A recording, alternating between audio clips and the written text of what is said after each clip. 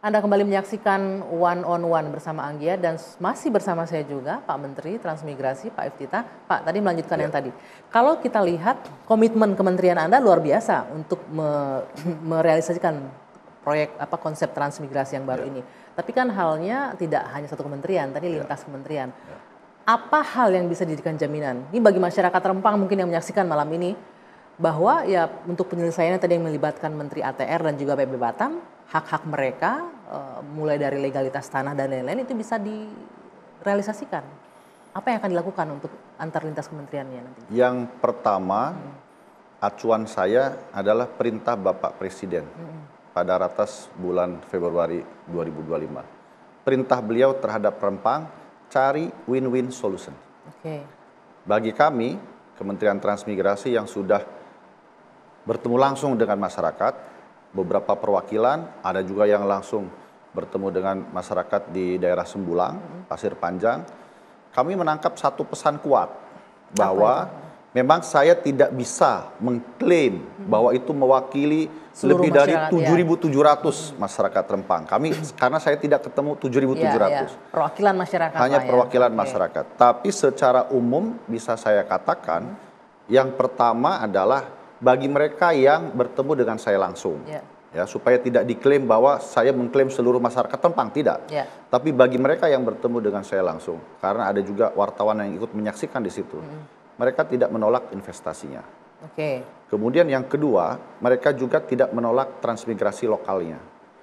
Yang mereka inginkan adalah mereka tidak direlokasi, tidak dikeluarkan dari wilayah itu, tidak dikeluarkan dari kampung tuanya. Nah, disinilah ruang negosiasinya menurut saya. Nah, karena perintah Bapak Presiden tadi cari win-win solutions, maka kita ketemu di situ saja menurut saya.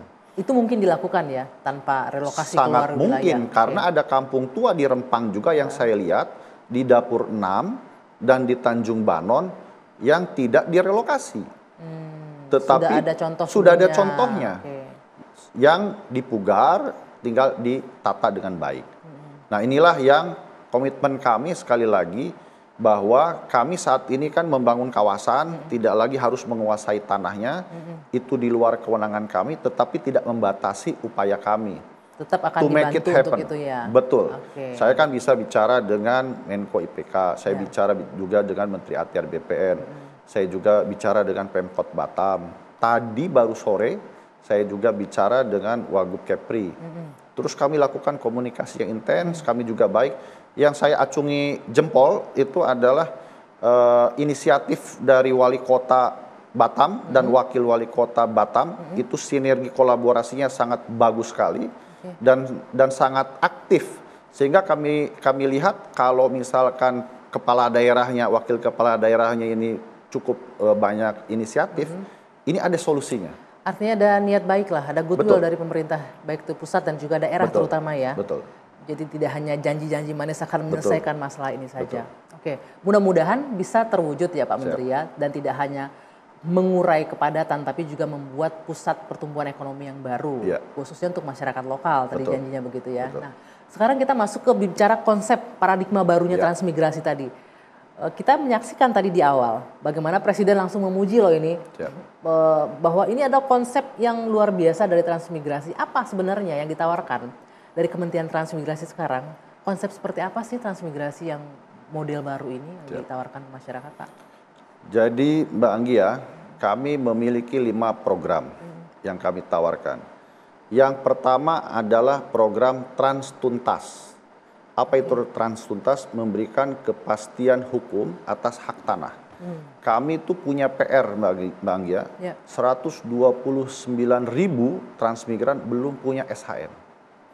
Saya teliti, saya pelajari, mengapa demikian, banyak sekali persoalan. Itu yang dari tahun kapan? Yang dari sejak Orde Baru hingga sekarang. Masih ada yang belum punya SHM?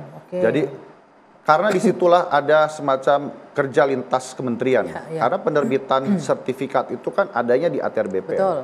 Nah, beberapa hal yang kami lihat, misalkan contoh, ada yang tidak diukur karena tidak ada anggarannya. Kemudian ada kan HPL transmigrasi itu kan utuh. kemudian dipecah-pecah. Pada saat dipecah-pecah itu kan harus diukur. Ya. Nah, karena tidak ada dana pengukurannya, tidak dilakukan. Jadi SHM-nya nggak bisa keluar. Betul. Kemudian ada juga diserobot oleh swasta karena tidak diberdayakan tanahnya. Ada juga terus kemudian yang ditetapkan sebagai kawasan hutan, sehingga ada tumpang tindih. Nah, kami kemarin solusinya sudah melakukan MOU dengan Kementerian ATR BPN, Kementerian Kehutanan, BIG, dan Kementerian Dalam Negeri untuk menyelesaikan persoalan tanah ini. Targetnya kapan itu Pak untuk secara bertahap ke 129.000? Secara bertahap mulai dari sekarang sedang kami kerjakan. Tahun ini kami sedang tata. Tadi sore saya dapat laporan dari Dirjen PPK Trans. Paling tidak 13.000 sampai 33.000 SHM kita akan selesaikan di tahun ini. Harapannya sampai dengan nanti 5 tahun ke depan persoalan SHM itu selesai.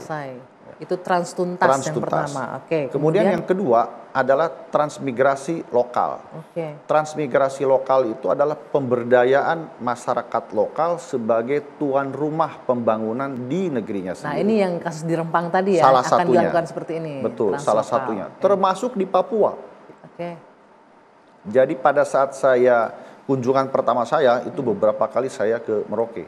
Mereka juga menyampaikan, Pak, kalau transmigrasi dari luar kami enggak, Pak. Mereka menolak itu. Mereka menolak. Betul. Karena ada trauma. Ada begini, Bang ya. Karena dulu kan hanya memindahkan penduduk, terus kemudian supaya mereka betah, sangat banyak sekali insentif dari pemerintah dan mereka dianggap sebagai anak emas. Sementara masyarakat di sekitarnya hanya sebagai penonton. Harus bekerja keras. Betul. Gitu. Hanya sebagai penonton. Nah, ini yang tentu ingin kami hindari ke depan. Maka kami baik di Barelang maupun di Merauke itu akan kami fokuskan transmigrasi lokal pertama-tama dan di daerah-daerah lainnya juga agar mereka sekali lagi bisa menjadi tuan rumah pembangunan di negerinya sendiri. Bukan hanya sebagai penonton, tetapi sebagai pelaku pembangunan. Kemudian yang ketiga adalah transmigrasi patriot. Transmigrasi patriot ini adalah pembangunan manusia unggul di kawasan transmigrasi. Jadi konkretnya, Bang Gia, itu nanti kita ada 2 jenis. Satu tim ekspedisi patriot, yang kedua transmigran patriot. Siapa nanti yang ada di situ? Yang di tim ekspedisi itu siapa? Transmigran Patriot. Tahun ini rencananya kami akan mengirim 1.000 sampai dengan 2.000 tim ekspedisi Patriot dari universitas, akademisi, anak-anak muda. Utamanya anak-anak muda, sarjana S1, S2, dan S3, yang nanti akan menjadi tim peneliti di 154 kawasan transmigrasi. Kami akan berikan dana penelitian, akan bekerja 6 bulan sampai dengan setahun. Di situ potensinya apa? Jadi mereka para akademisi ini, orang-orang dari kampus melihat ini wilayah punya potensi apa yang akan dikembangkan. Untuk dikembangkan. Hanya potensi saja atau termasuk untuk mengupgrade SDM masyarakatnya juga? Semua aspek. Jadi semua aspek nanti akan ditinjau, termasuk dimensi sosialnya, dimensi budayanya. Cocok tidak kalau misalkan pariwisata di daerah ini? Terus kemudian karena tadi kami tidak hanya pertanian, tapi betul-betul merepresentasikan potensi Indonesia, pertanian, perkebunan, peternakan, perikanan, kelautan, maritim, dan lain-lain. Nah, jadi bahkan ada juga pertambangan di beberapa tempat. Nah, inilah yang ingin kami lihat potensinya. Terus kemudian baru tim ekspedisi ini juga akan meninjau tempat lokasi yang akan dijadikan sebagai tempat atau kampus lapangan bagi para transmigran patriot. Nah, apa itu transmigran patriot? Transmigran patriot ini adalah beasiswa untuk anak-anak muda untuk sekolah S1, S2, dan S3, double degree yang terdaftar di kampus lokal dan juga terdaftar di kampus nasional. Saya berikan contoh, misalkan mereka nanti ikut terdaftar kalau di Barelang misalkan kami sedang kerjasama dengan Umrah, Universitas Maritim, Raja Ali Haji, dan kemudian bekerja sama dengan IPB. Jadi mereka nanti akan matrikulasi di IPB selama 2 bulan, kemudian kuliah secara hybrid di kawasan transmigrasi. Nanti akan kami sediakan lokal-lokalnya, tower-towernya yang bersifat sementara, jadi tidak permanen gedung yang dibangun secara permanen. Tidak kampus permanen begitu ya? Betul. Nah, konsepnya kerjasamanya dengan universitas seperti apa untuk yang patriot ekspedisi patriot dulu nih? Seperti apa nanti kerjasamanya bentuknya? Jadi nanti kami kerjasamanya mereka akan melakukan pendidikan, penelitian, dan pengabdian masyarakat sejak hari pertama di kawasan transmigrasi. Konsepnya adalah mendekatkan kampus dengan laboratorium lapangannya. Jadi menjadi semacam living lab begitu. Analoginya, Mbak Anggia, itu sama dengan di mana ada rumah sakit, di situ ada fakultas kedokterannya. Jadi sehari-hari mereka di sana. Tetapi yang menarik, Mbak Anggia, tadi pagi saya baru dari IPB melakukan MOU dan PKS. Oh, sudah ada dari sudah IPB? Ada dengan IPB. Saya sampaikan kepada para mahasiswanya dan banyak juga yang cukup tertarik untuk menjadi transmigran patriot. Saya sampaikan kepada mereka bahwa mereka tidak perlu takut atau khawatir menjadi sarjana pertanian itu, terus kemudian saya kirim ke kawasan transmigrasi melihat persawahan itu akan menjadi petani. Tidak. Yang menjadi petani, biarlah petani. Para sarjana ini nanti akan membentuk korporasi dan mereka akan menjadi CEO. Kita bangun jiwa entrepreneurship-nya sehingga persoalan mereka tidak hanya urusan sawah. Tapi juga bagaimana mengelola bisnis ya, running bisnisnya. Betul. Mulai dari mereka pembibitan, pemupukan, sampai panen, sampai dengan nanti off-takernya. Artinya para mahasiswa ini nanti akan masuk ke lapangan itu ada periodisasinya, berapa lama itu Pak Menteri akan di situ? Tergantung nanti dia pendidikannya apa. Kalau S1 sekitar 4 tahun, tapi ada juga yang program hybrid ongoing student. Jadi misalkan mereka sudah bisa juga mahasiswa-mahasiswa itu yang sudah 2 tahun di IPB, 2 tahun terakhirnya di lapangan. Nah, ini menarik nih, respon mereka seperti apa? Sejujurnya, apakah mereka mau? Karena kita tahu kan untuk ketakutannya adalah mereka akan berprofesi sebagai petani. Padahal udah dijelaskan tadi nggak hanya ngurusin pertanian, tapi running, menjalankan bisnisnya seperti apa kan di situ. Tapi respon mereka apa? Mereka mau? Banyak juga yang tertarik dan sangat tertarik. Ya, bahkan saya ditanya, Pak, kapan dibukanya, insentif apa yang akan kami dapatkan, kami ingin mendapatkan penjelasan lebih lanjut. Makanya tim kami sedang betul-betul bekerja untuk memastikan secara komprehensif dan holistik. Bahkan termasuk saya 2 hari lalu bicara dengan Wakil Menteri Keuangan, saya bicara, Pak, ini untuk beasiswa kami, apakah bisa multi-years? Maksudnya bagaimana? Dana yang kami terima ini akan kami inden untuk 4 tahun, kalau misalkan untuk S1.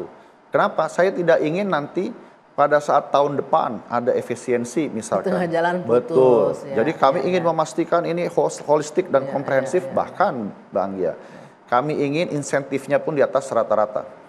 Supaya mereka ada semangat dan ketertarikan. Betul. Sebetulnya, Bang Anggia, saya tadi sampaikan juga kepada para mahasiswa IPB. Salah satu inspirasi juga datang dari IPB. Mengapa begitu? Ada seorang mahasiswa IPB bernama Pak Kasim, sekarang sudah almarhum. Beliau KKN di Maluku.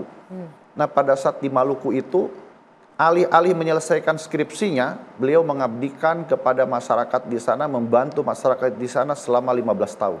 Malah membangun di situ. Bahkan dipanggil oleh IPB-nya untuk segera menyelesaikan skripsinya, kemudian akhirnya menjadi dosen di IPB. Dan Pak Kasim ini menjadi salah satu pahlawan pembangunan di daerah Maluku itu. Pak Iftitah, tadi kan udah Transtuntas, Translokal, Transpatriot, masih ada 2 lagi ya, apa saja? Ditahan dulu, ditahan dulu. Semangat sekali Pak Menteri. Usai jeda kita lanjutkan, one on one bersama Anggia akan kembali sesaat lagi.